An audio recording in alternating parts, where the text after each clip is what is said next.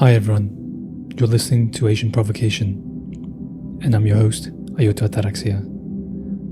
Here we are, 2021. Really excited to share this with you, the conversation with Andrew Kung. This year, the sharp rise of racism against the Asian community has made me realize the importance of these discussions. Around the time I launched this podcast, I came across an opinion piece on CNN titled, "The Desexualization of the Asian American Male." I thought to myself, what is an American man?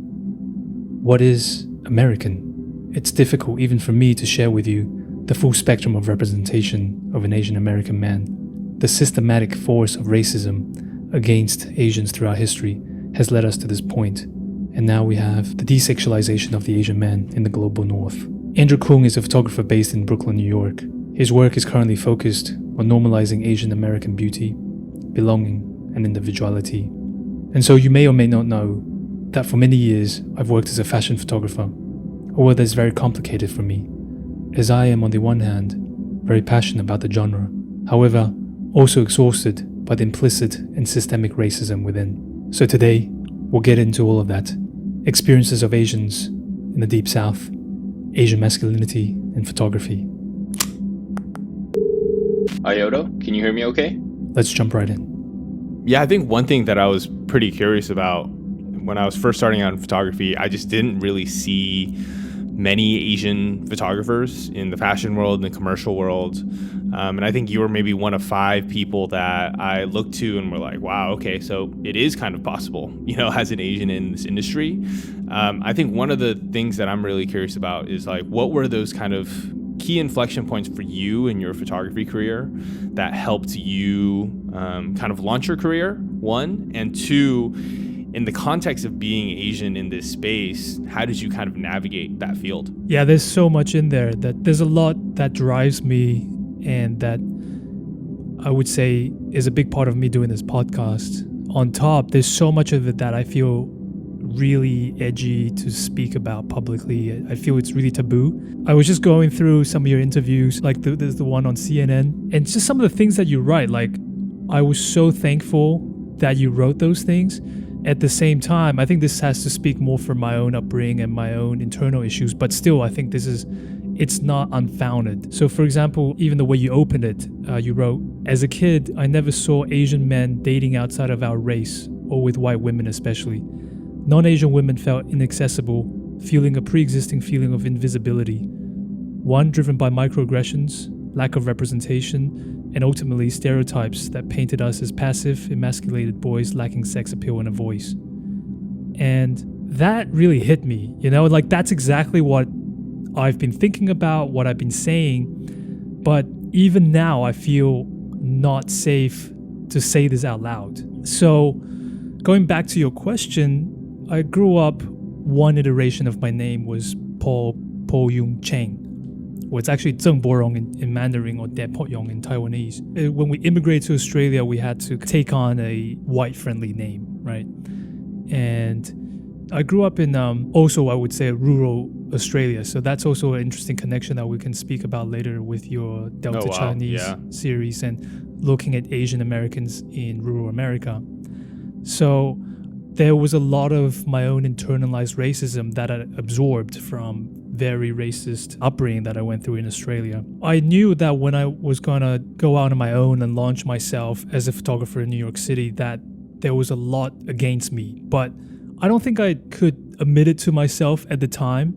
And I definitely wouldn't think that anybody would say out loud the way it is now. Like, I think a lot happened this year that allowed us to get together and have this conversation, for example, and talk about these issues that wasn't there when I was starting out. And there was a situation where I dropped my name, my surname Cheng, but I still have my Taiwanese passport. My Chinese name hasn't changed. It's just the Western conveniences for white people that I've always been playing and figuring out how I'm presented and how I exchange with people. And I just had this feeling that I wouldn't go very far. Whether it's true or not, that's besides the point. But I didn't feel comfortable. I felt like it wasn't going to take me very far.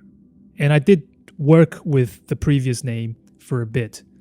And yeah, it just felt like things were not happening. And back then, if I say this out loud, there would be a lot of denial, right? People say it's not true. It's just in your head. You just got to work harder, so on and so on.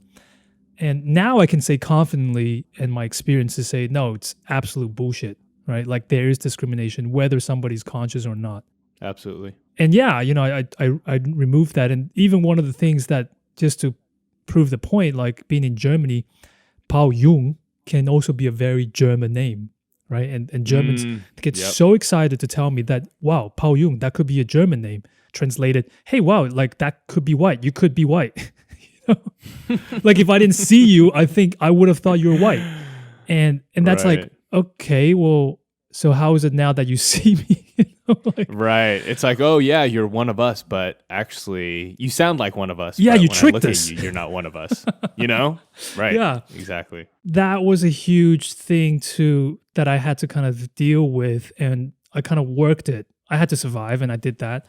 And it I would say it worked. Now, this is another discussion in terms of like, especially in America, like I would say describe it as toxic positivity, where it's very difficult in the United States to be critical and to talk negatively about anything. There's this pressure, and that's also linked to like modern minority issues and just a lot, you know, and also like the extreme capitalistic nature of United States. So you don't want to be a downer and talk bad about a brand or about the economy or about whatever that's going to be, you know, uncomfortable.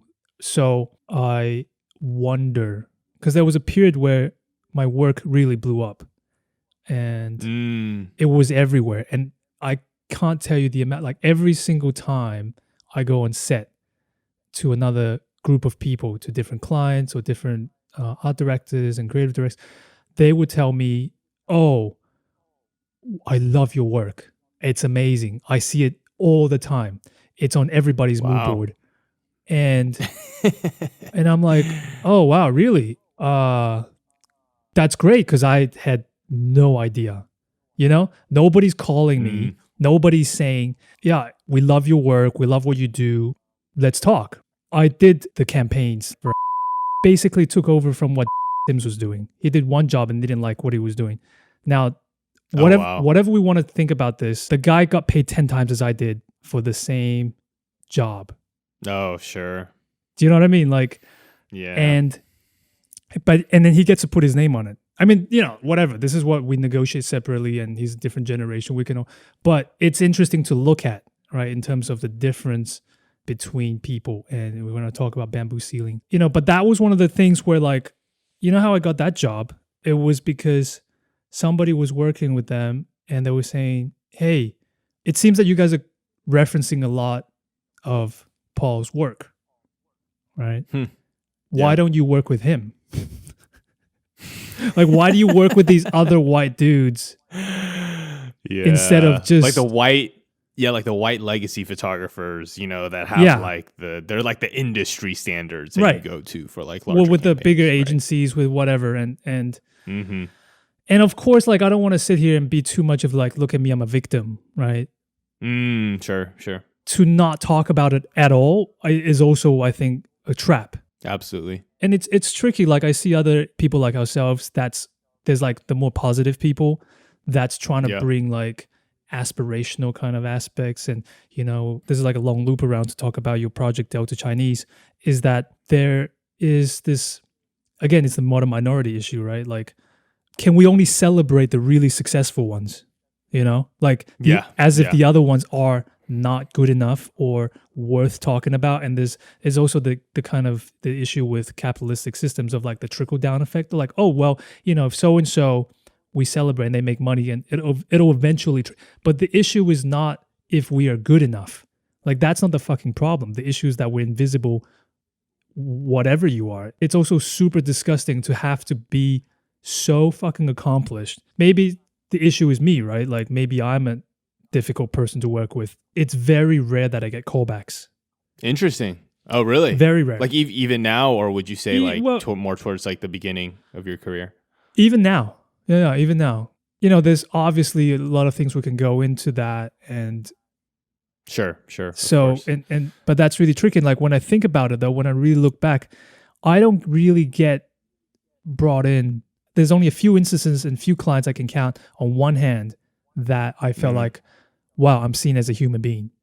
Like I get to come in Interesting. and I'm respected as an equal, as a creative, and we talk about it and we figure things out. Instead, I'm brought in as like a trope. Like, you know, it's not even about the Asian trope because I don't think we've reached that point in terms of Asian masculinity that we're this kind of like this year with Black Lives Matter or certain periods, Asian women or something like, you know, celebrate a trope for the season. Like we haven't had that even, Sure. which is still disgusting too. But I just get brought in as a concept that, and then that's what I was doing for years, like replicating the same old crap, but never seen as like, hey, we respect you as a person and your way of thinking. We would like to speak, we discuss something, we figure something out, right? Yeah, so it's more like, oh, we like your old stuff and these are the references. Keep reproducing that, almost like an engine.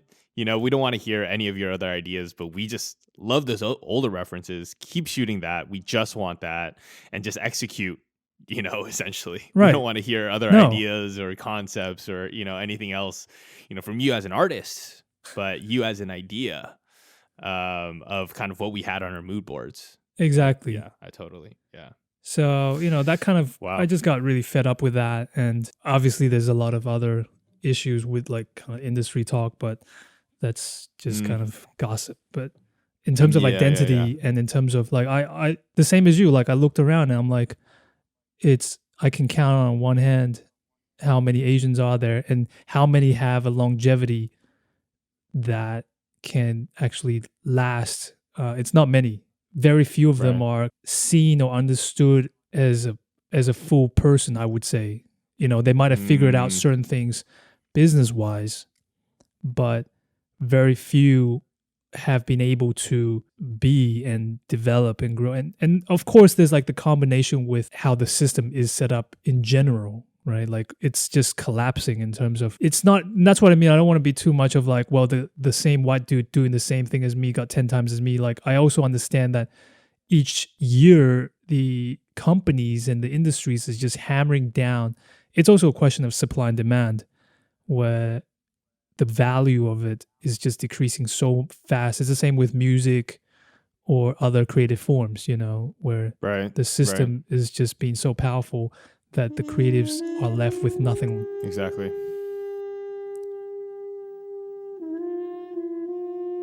I'm a fourth generation farmer in my family, and I want to continue the tradition, but it's kind of neat how we all immigrated here and how we all settled and how we all started here. Well, you know, you got to go where the money is. The only reason why you're still stuck here in the Delta is either you're a farmer, a teacher, or something medical. There's nothing here anymore. And, you know, you got to go where you can live a life and make money and support yourself. That was Taylor Pang speaking, one of the people that Andrew Kung and his friend Emmanuel Han interviewed and photographed in the Mississippi Delta for the series Mississippi Delta Chinese. Andrew is the son of Chinese immigrants and grew up in San Francisco, and Emmanuel's parents are Korean, while he grew up in Cambodia and Singapore before moving to New York. I wanted to find out more from Andrew, his motivation and experience during and after making this project. Sure. Yeah, I think for me as, you know, an Asian American growing up in California, it was almost a very privileged kind of experience growing up, because it almost felt like the norm to see diversity, to see Asian faces. And it wasn't like, oh, wow, here's another Asian. Like, I haven't seen one, you know, in days.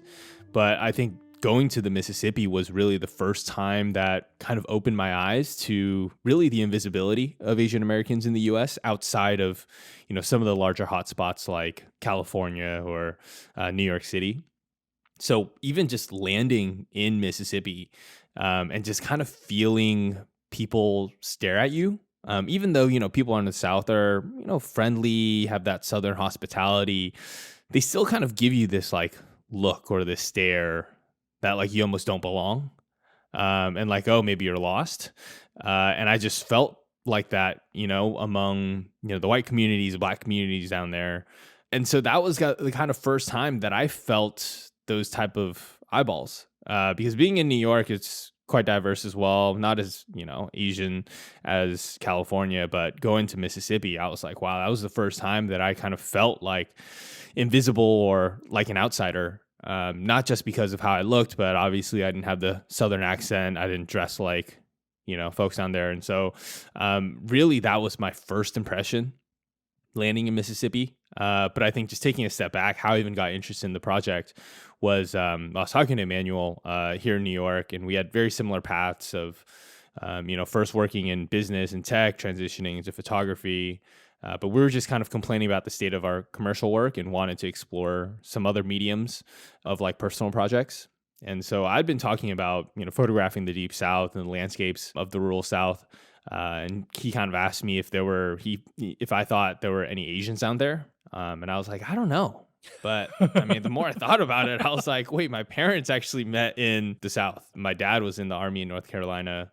My mom was going to school in South Carolina. And so I was like, all right, well, that's not like the Deep South, but there has to be something down there. And so we reached out to, over 50 organizations, and eventually like 2 people got back to us, and one of which did a documentary down there in the Delta. And so she introduced us to 2 of the gatekeepers, the important members of the community down there. And eventually over a course of a few months built a level of trust.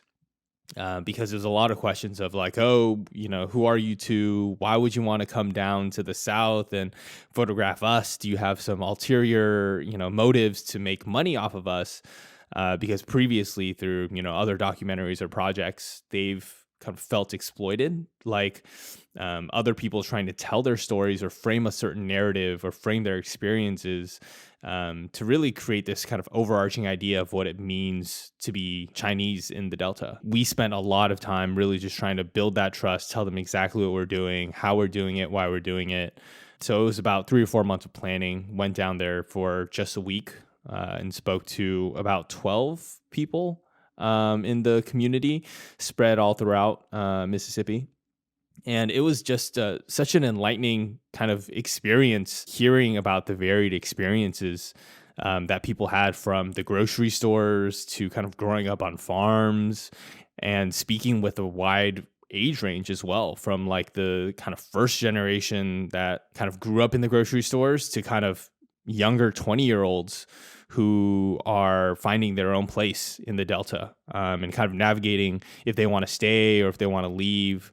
I think for me as an Asian American, that was, I think, one of the most important experiences that I've had in understanding and reclaiming my own identity. Because after that, I went back to New York and I was just so much more curious about my own self and what it means to be Asian. So I became so much more, immersed in Asian American literature, watching more films, having more conversations with my parents and my friends. And that's kind of what led me to a book called Big Little Man by Alex Tizon, a late Filipino-American author who wrote about his experience as an Asian American man. And that kind of led me to, the All-American, which is my first kind of like fashion narrative book that I created. I think of some of these other photographers when I think about rural America as well, like Robert Frank or Richard Avedon, Diane Arbus. When we think like American photographers, but it's very limited, there are these beautiful moments in street photography and documentary that I also felt like, wow, I really want to go and discover that.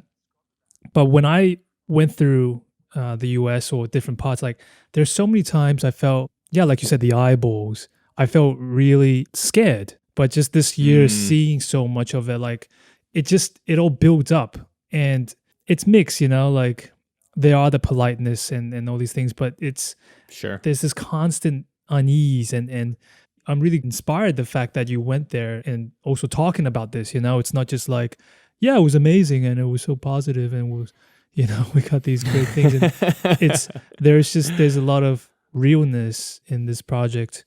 And I think that was part of kind of why, we wanted to do the project, was to really elevate and bring some of these stories and narratives out into the mainstream, because most people didn't even know that, there were Chinese or Asians in the South. Yeah. Let alone their stories or their histories, growing up in grocery stores and what it was like to be Chinese, to be kind of straddling this like, oh, you're not quite white, you don't belong in the white communities or in the white schools, but you're also not black as well. So you're kind of straddling this like weird in between of finding your place as an Asian. And I think that combined with the fact that, it's the South, I think just added so many interesting layers to the project that I was like, this is something that people need to hear about, people need to see. And so that's why we recorded people to kind of record and capture some of their stories, but also so you can hear, their accents and be like, oh, wow, these are, also Asians with like really deep Southern accents,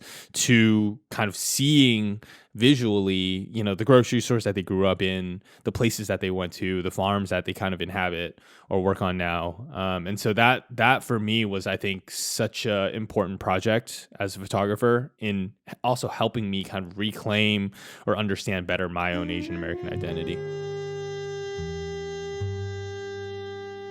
We're not really a community.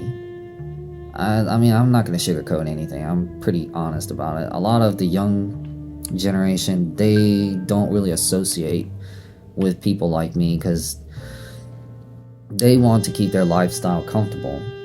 They don't want to deal with all that quote drama. But I see a lot of them get pushed around. And I often ask them, is that what you like? Is that okay for you to allow others to do that to you? Because they're not going to do it to me. And I'd rather be alone and happy than be miserable and be picked on. I think that's so important. Like, that's what I really love about the United States. In Germany, it's a very homogenous society, right?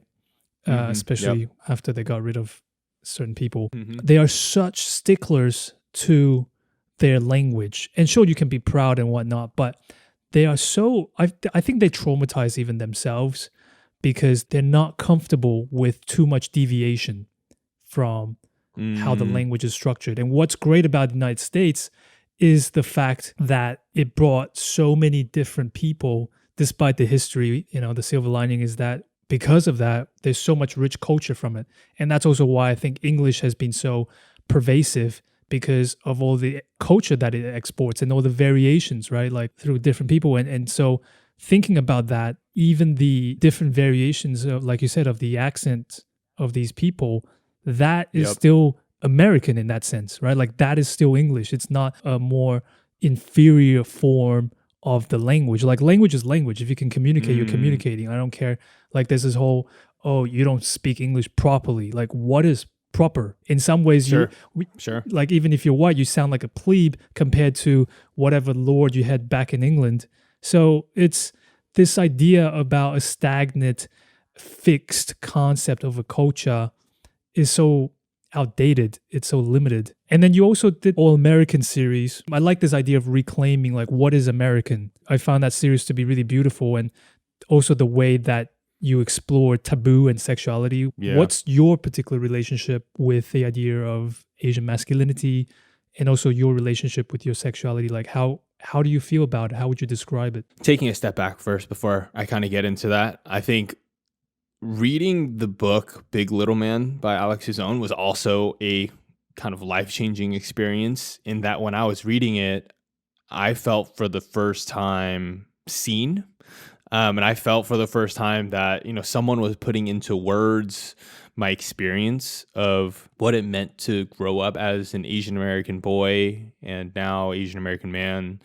That was so transformative that I feel like every single page that I was reading, I was just getting different ideas in my head about how I can capture this, as an image, or try and translate this experience and recreate the set and the scene, into a series. So I think as I was reading and rereading the book, I would just be jotting down like, oh, I want to shoot something, in a classroom. I want to shoot something in front of lockers. I want to shoot something in a vintage, Victorian kind of home, because that was a space that I felt like an outsider, And so I really wanted to capture this kind of cohesive experience of, not only what it meant to be an Asian American man, but also just what it meant to be Asian American as well. But I think the important part was really trying to align on like the two things that I wanted to achieve, which is one, kind of turning the idea of masculinity on its head from what we traditionally know masculinity as, which is the chiseled body, like the deep voice and certain kind of physical, and also I guess that energy, that people would expect when you hear someone as masculine. I wanted to turn that whole idea on its head and be like, why does that have to be what masculinity means? Why not capture, a new contemporary expression of what that could mean? And the second thing that I really wanted to accomplish was to essentially comment on this idea of what it means to be American. And I think the kind of opening excerpt that I had in the book reference Alex Tizone's quote from the book was like, oh, when you think of an American, the last person that you think of is someone who looks like me. And so when I heard that, I was like, yeah, that's exactly how I felt. And I feel like how a lot of Asian Americans feel, in that when we talk about the All-American, you think about, the athlete or, the white guy or the white girl. You don't ever really think about an Asian. And I think that quote captured kind of my experience so well. And I wanted to kind of turn that idea on its head as well, that Asians are just as American. We don't need to prove that we are an American, that essentially we aren't these perpetual foreigners that we've historically made out to be. So I think with the project, definitely wanted to really make sure that these 2 points were messages that were heard and taken away from the project. And I really wanted to make sure I did it in like a large form book, because, I wanted people to see the details in the images. And I would say with each kind of frame was very carefully constructed. And it wasn't just like, oh, let me just take some like, beautiful, images of Asian men, but also putting them into certain spaces, creating certain sets to really make a commentary about these 2 points. That's so interesting. Like the idea of representation, like at times it feels, God, are we that basic? Right. Like if, and yeah, maybe I should know better. I mean, God, like working in advertising, it works. When you keep putting something in front of somebody, you start seeing things differently, or you start having different associations. But like you said, with this book, I'm going to check it. I'm really excited to read it.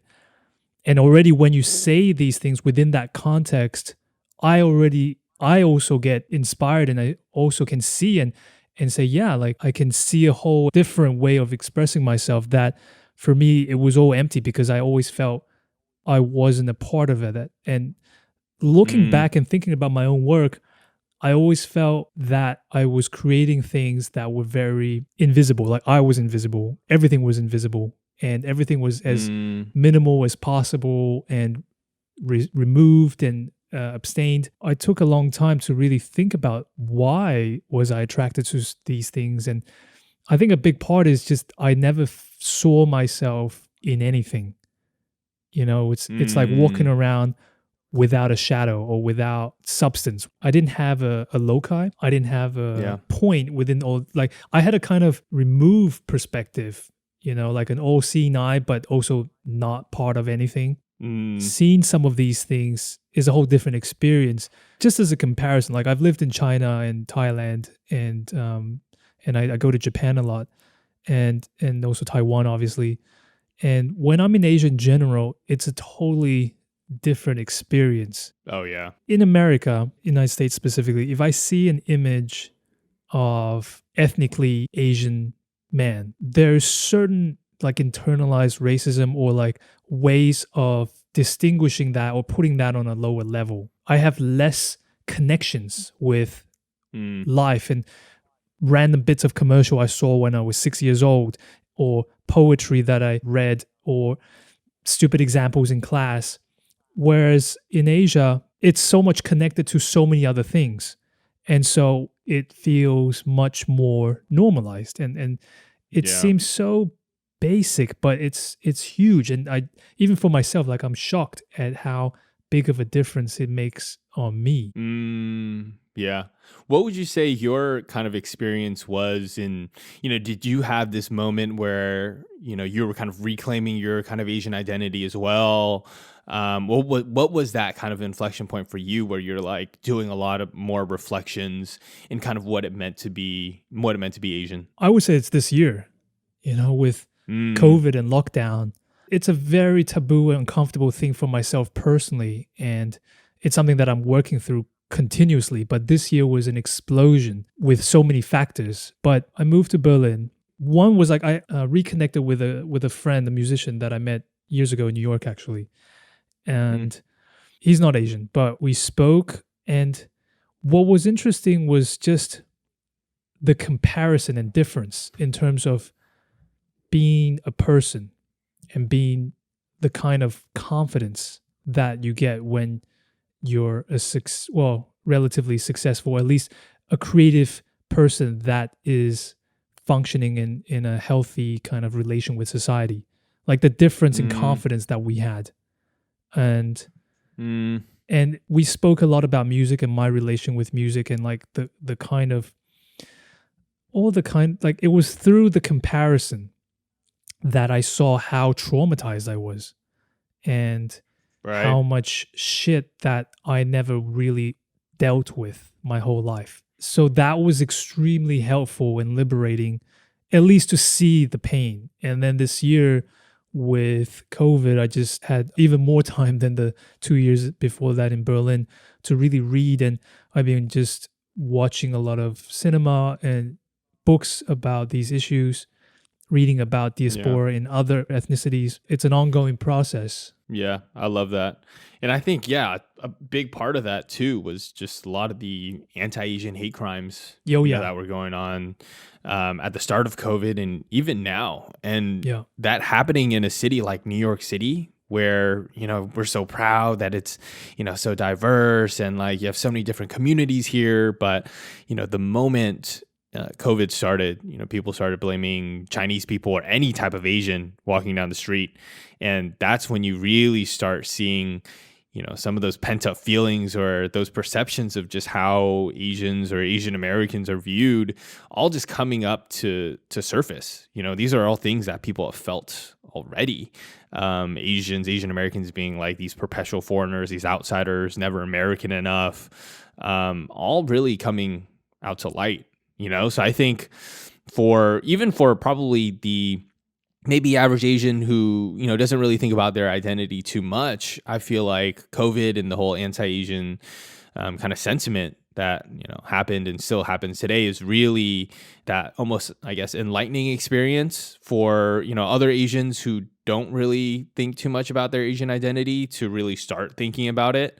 And start thinking about like just seeing the volume of cases that are happening to Asians. I feel like that just kind of raises the red flag to maybe someone who wouldn't typically in tune to these type of conversations. I feel like it's giving me so much energy these days because every time I have a conversation, at first I was super nervous because I'm thinking like, am I mad? Maybe I'm just full of neurotic issues and it's just not true, or I'm just paranoid.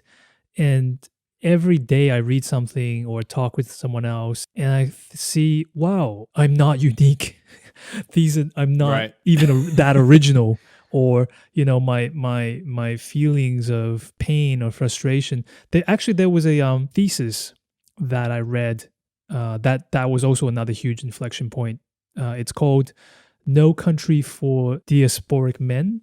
Here we go. No Country for Diasporic Men, the psychological development of South Asian masculinities in the Buddha of Suburbia and the Mimic Man. So these are two books that this person refers to.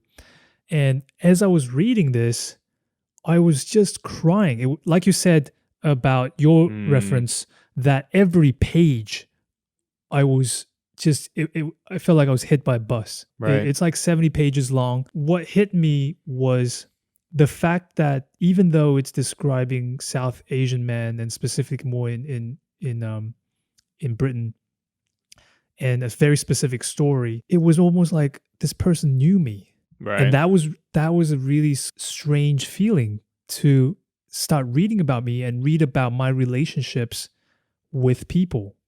It described my relationship with white men. And I think that's the power of, representation in all forms. Representation in these types of more formalized papers, to representation in Hollywood on the big screen, to representation in fashion or imagery, is just like the power of understanding that you are not alone, and that it is an experience that all of us Asians kind of experience.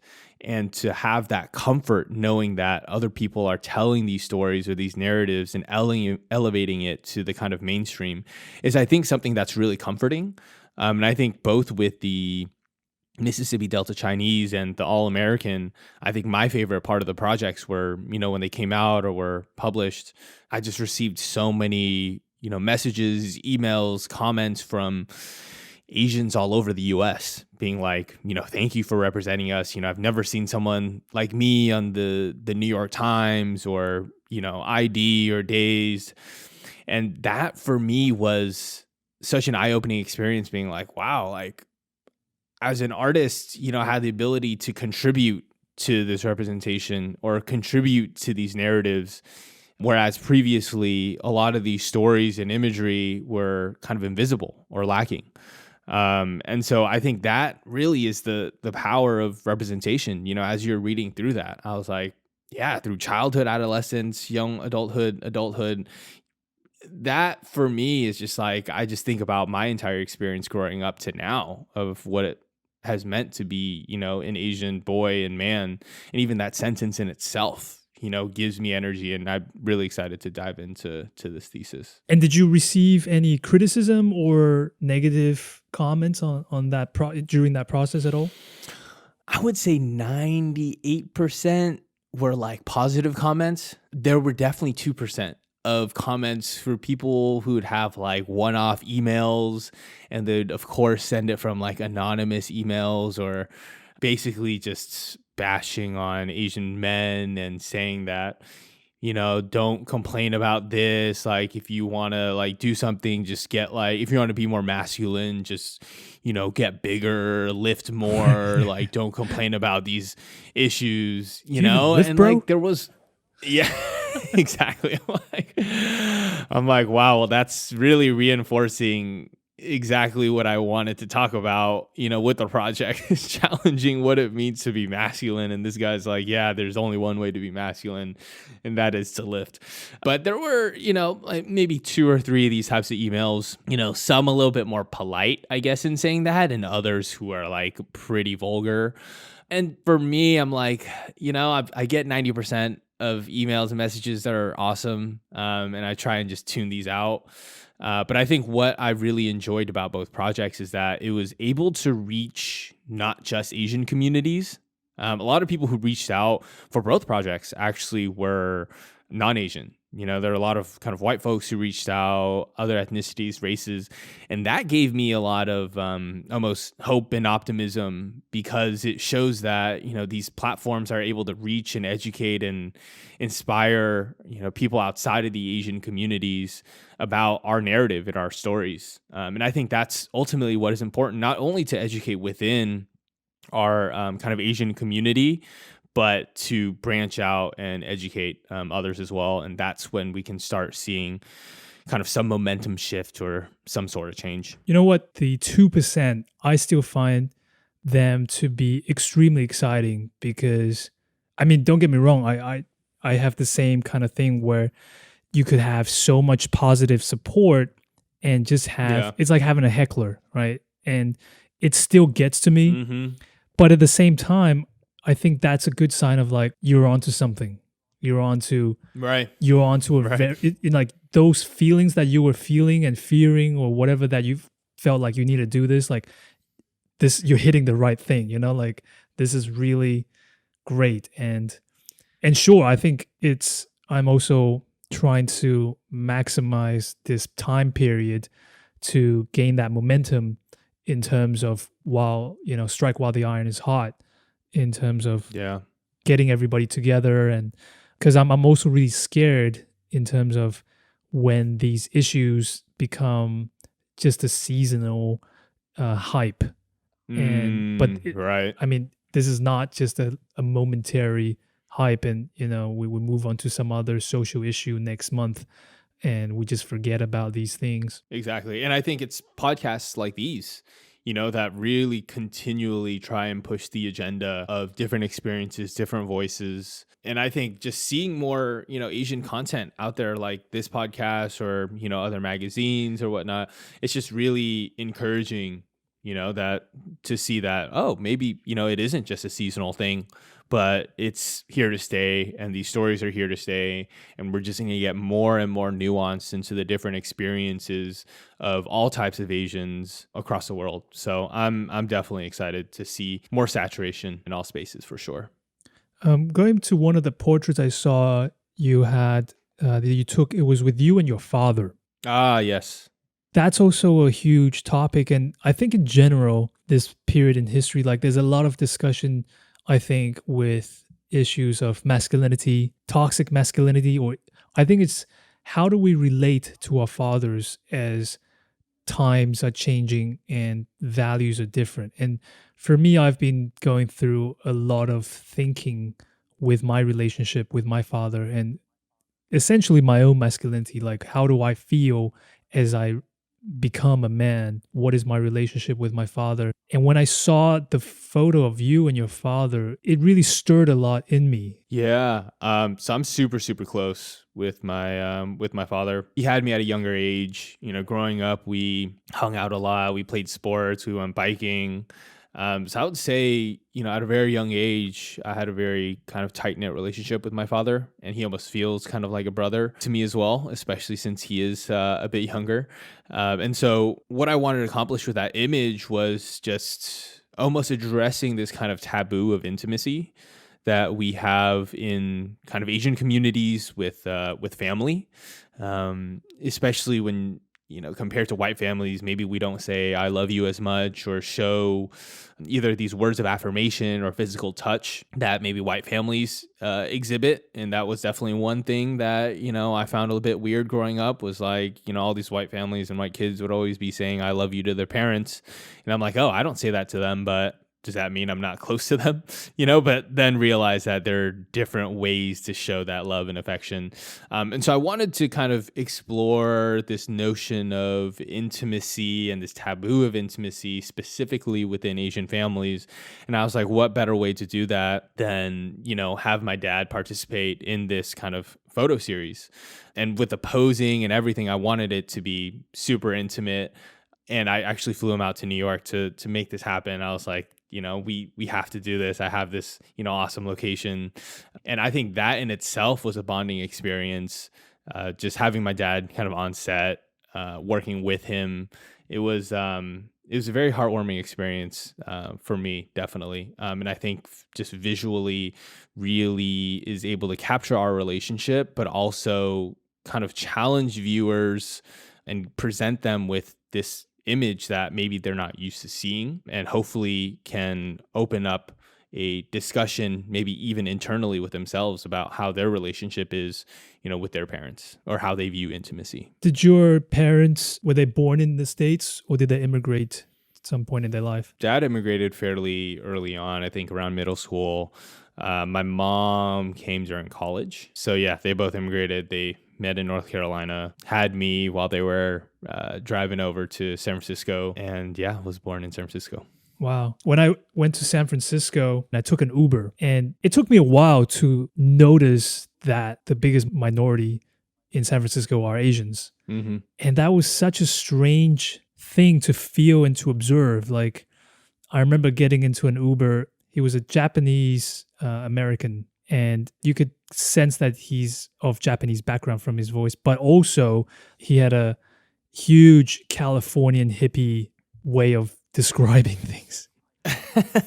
And I realized I've never seen that before. I've never exchanged a conversation with somebody like that. So all these things about, a previous generation. And I mean, I myself, we immigrated from Taiwan to Australia when I was 6 turning 7. And oh, wow. I've always noticed how it's definitely one of the variables that changes your experience and perspectives. I notice, for example, the people that come later on in life, they are able to develop more sense of security and belonging versus the people that come during, say, at an early age that you haven't really established your identity and you're looking to relate and connect to a society. And for me, that was something that was very difficult to come to terms with. Right. And especially, immigrating into spaces where, you're kind of seen as, foreigner or seen as someone who doesn't belong, like that makes up, such a big kind of formative experience when you're at that kind of age, when you're, even 6, 7, and you're kind of looking around, maybe there aren't as many Asian faces or other people are treating you a certain way. I feel like that is a traumatizing kind of experience for Asians, I guess, anywhere where they, are not the majority, or at least don't see any representation. Even friends here in New York who grew up in upstate went to a school with no other Asian, and I'm like, wow, I can't even imagine that experience of what that kind of felt like. Yeah, so just going back to, again, the Delta Chinese, I really connect to the description of that specific experience. And I think prior to this year, but even these specific examples, so your work included, and also these other books, is that sometimes when people in the coastal cities, but I think there's so many issues with the mass proportion of media being produced and exported from these limited cities and these limited point of views. But when it comes to race, it can also create its own violence where the perspective of people in these cities, they might describe the condition from their perspective only and are not able to see that there are different experiences and struggles that does exist, but just because they've never seen it or heard. Right. I think that's happening a lot, especially about discussions of Asian diaspora, right? So when you hear in the news prior to this year, oh, Asians are doing so well, and they're getting all the good jobs, and they're all doctors and engineers and scientists, but actually there's a whole bunch of people, like, what are Asians? It's the majority of the world. Exactly. And there's a whole huge range of issues. And if we want to just talk about even the United States, these stories are not shared. And it's so unfortunate to focus on just the inspiring ones. Right, exactly. And I think how I would almost characterize, some of these more, I guess, coastal Asians is just this sense of apathy, where it's like, oh, well, I don't have to go through any racist stuff because, there are a lot of Asians around me, or I never had to go to a school where I was the only Asian person. I never had that lunchbox moment. I never, experienced any of these challenges. So, Asians must not have it that hard. And so I think that's the part that, is a bit disheartening. But I think finding different ways to reach and educate those kind of communities, and, through my work, through your podcast, through these different avenues, hopefully we can tap into, some of these more nuances or these other experiences to start even educating within the Asian community. Because I feel like a lot needs to kind of happen there, especially on the kind of coastal communities or cities here in the US specifically. Speaking about Asian masculinity, again, there's another point that got me really fascinated. And this is another one of those things I find very taboo about, which is when it comes to sexuality and gender and race. When I think about like Asian inclusion, at least in photo advertising world, it's so often like bring in the fetishized Asian woman cue, right? Oh, yes. And then whenever, like, I like to follow some of these Asian threads or like on Reddit, and it's also really fascinating to see what they talk about. And some of these things, like, I feel it and I never really wanted to deal with it. Like, I remember when I became single again, and it was this like crazy feeling of, first off, like I felt like I went into a series of relationships prior to online dating, and then I came out and it was already like late online dating. And thinking like, holy shit, like how do I mingle? How do I interact? And it's like a new normal. And then I had no idea how to navigate that. I internalized you probably know, in terms of, if we want to put people in boxes, but Black women and Asian men are at the bottom, right? And this is something that it's, the writing's on the wall, but it's not really talked about, and it's not comfortable when people don't like to talk about. And when you talk about it, there's a lot of microaggression or denial or just Yes. no discussion, right? And there's someone else mentioned this point that in one way we could just shrug it off, and it's like, wow, what is this, like some incel problem, right? Like we don't care about, and even incels, it's like that's a fascinating aspect, like if we want to talk about school shootings and like it's not video game problems, it's like sexuality, like how does America deal or actually not deal with sexuality? And in terms of sexuality, it's not just about me trying to get laid, but it's at the end of the day, it's so tied into every aspect of your life. Like I remember when I'm in Asia, and I've lived and worked in Asia, it's almost like Superman with kryptonite, in the sense that I'm not saying I'm Superman or something, but I'm just saying, like, me being me, when I'm in Asia, I have a completely different life experience in terms of work, in terms of how I'm treated in society, in every aspect. Like I get so much more positive experiences. It's definitely there, like bizarre benefits and all these things. And when I'm in the white majority society, suddenly I feel like I'm a second-class citizen a lot of times. This starts from even basic things about sexual selection, and that's a really trippy thing. So like, what's been your experience? I mean, growing up in San Francisco, but still like looking at some of these issues. Yeah, I think for me, I was one of those Asians that weren't really tuned in to a lot of those kind of issues. I think the kind of waking up point for me was really the Mississippi Delta Chinese.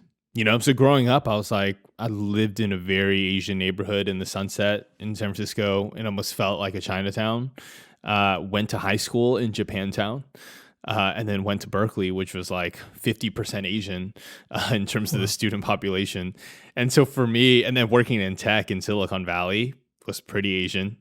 It wasn't really until, I moved to New York where I was like, okay, well, the concentration of the Asian population isn't, as high. But I think going to the Delta was really like that first eye-opening experience of like really being like an outsider. Being in San Francisco, having gone through that path, and I was just spoiled with not having to think about what it meant to be Asian.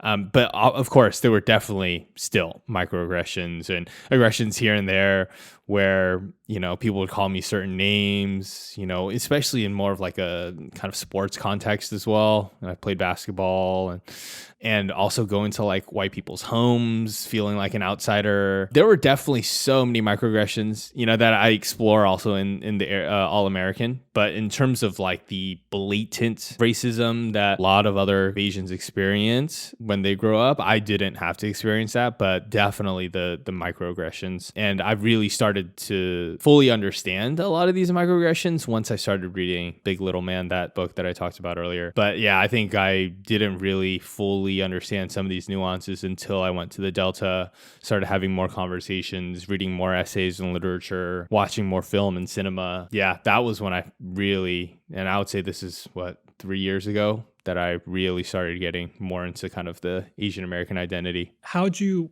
change from going from business and tech and going into photography? What was that transition for you like? Yeah, well, I started off like shooting landscapes in SF because that I feel like the kind of cool thing to do then was like shooting on iPhone only.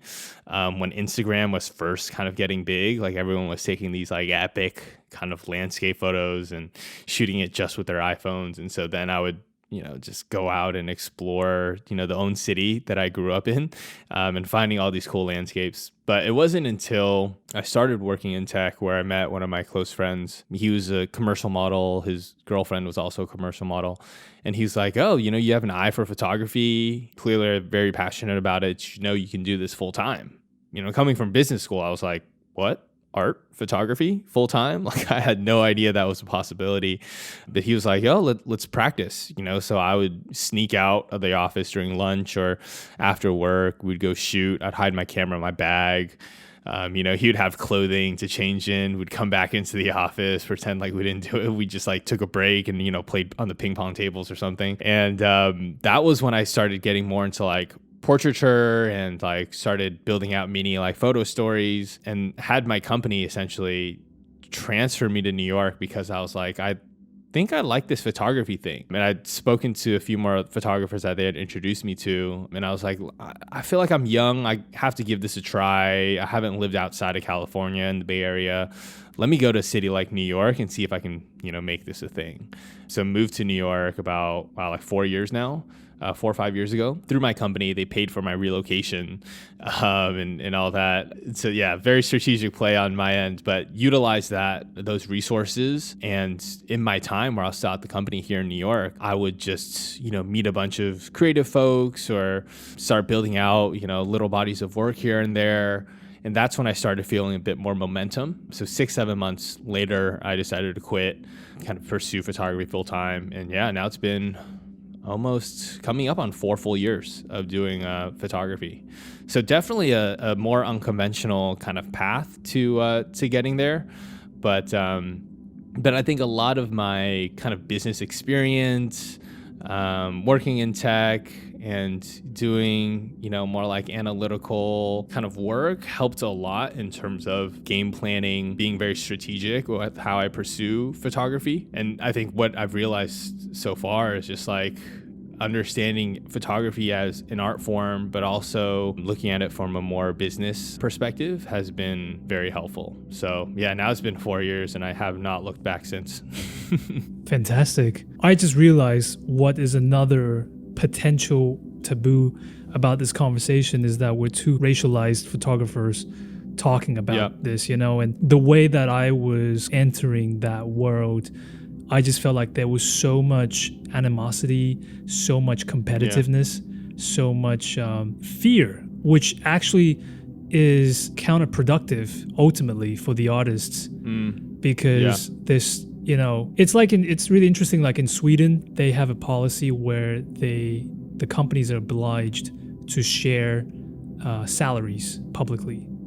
And it's actually much more beneficial for the workers because if you know what the other guy is getting, then you can negotiate better. But if you are just kept in the dark and the companies had all the information, then you don't even know where you're playing strengths and weaknesses. And what's interesting with photography and with artists is that people were so secretive about how they do things, and like talking about money can be so taboo, and just dealing with like strategies. Ultimately, I think it's the destruction. It's like this whole idea, like in terms of industry, it's good to convince the people that they shouldn't unionize, that they shouldn't band together. And so I'm curious about, these new relationships that's formed during this period again, amongst racialized people and amongst even photographers and things like that. Because I'm really curious, like how the photography industry is going to move forward from this point. Obviously, right. I think you and I have different life experience. Maybe some things that you're still quite excited, I'm a bit burnt out with, and so there's that aspect. But I'm curious, like as an industry in general, like can people maintain? Yeah, I have no idea. I mean, this is where I'm curious for you to tell me what it's like for you this year and where you see it going. Yeah, I think like the spaces that I'm, trying to photograph more in are, a bit more in like the fashion kind of editorial spaces. And I think it's a bit encouraging in the sense that, I feel like some of the hottest, youngest photographers are, a lot of them are young Black photographers, and they're exploring a lot of the Black experiences, Black identity in their work. And it's, obviously picking up a lot of momentum and steam. And just as an Asian American, I look at that and I'm like, okay, cool. That should be a win, for, other minorities in being able to explore kind of what it means to be, Latinx or Asian or whatnot in their work, and be able to kind of talk about it, elevate it, and have it be accepted in an arena like fashion photography. But I don't know. I think it's still too early to tell. I think especially with the wave of Asian American content and mainstream media and seeing a bit more representation, I think we're getting closer, but we're still pretty far away from seeing a normalized world where, you'll have like an Asian face on the cover of US Vogue. So I still think we're really far from it, but I think there's, some progress. I just don't know if the industry is even ready for it. Like talking from like a fashion photography point of view, I don't even know if the industry is ready to include Asian faces or whatnot, because there maybe isn't as much representation elsewhere. That's the kind of frustrating part. Part of me just thinks like, I don't know when or if that's going to happen for us. It still feels very far, even if it feels like we're making progress. Yeah, I think the only way through that though is I don't think that we can wait for a hand down to lift us up. Yeah, for sure. I think it's about supporting one another and creating our own platforms, whatever that means, however Exactly. small. But yeah, I just don't think it's we'll be dead before there's this for kind. sure. And even if there's generosity, I'm suspicious on the intention from that perspective, right? Like I don't want to be included just because of my phenotype and my ethnic background. Oh yeah. Do you know what I mean? Like I don't. Yeah, exactly. I think it's quite ugly. Let's hope one day the white master race is going to give us like, if maybe we have to start like a campaign where we gotta go and like beat up more Asians so that it reaches certain quota. So then we would start getting some sympathy. That just sounds like a horrible. Oh yeah, for sure. I think I'm seeing it a bit now is like seeing editor-in-chiefs, or like people who are essentially decision makers, at these magazines, or, even at like for commercial shoots at these companies, seeing more like Asian decision makers and having those people, realize the importance of, hiring Asian creatives or hiring Asian photographers. I think that's another element of how we can help move this along as well, just seeing more representation in that space, because we're not used to seeing, Asians being like editor-in-chiefs, and that's not yet, the norm. And so I think that is one element that could help as well. But I think, I totally agree with your point. We have to be the ones fighting for the narratives to get the work and really pushing our own agenda as well. And no one is really going to hand us that, obviously. So I think that for me as a photographer is just continually pushing out work that feels true and authentic to me, and being able to dive into more experiences through some personal projects. And hopefully they can continually resonate with greater and greater audiences.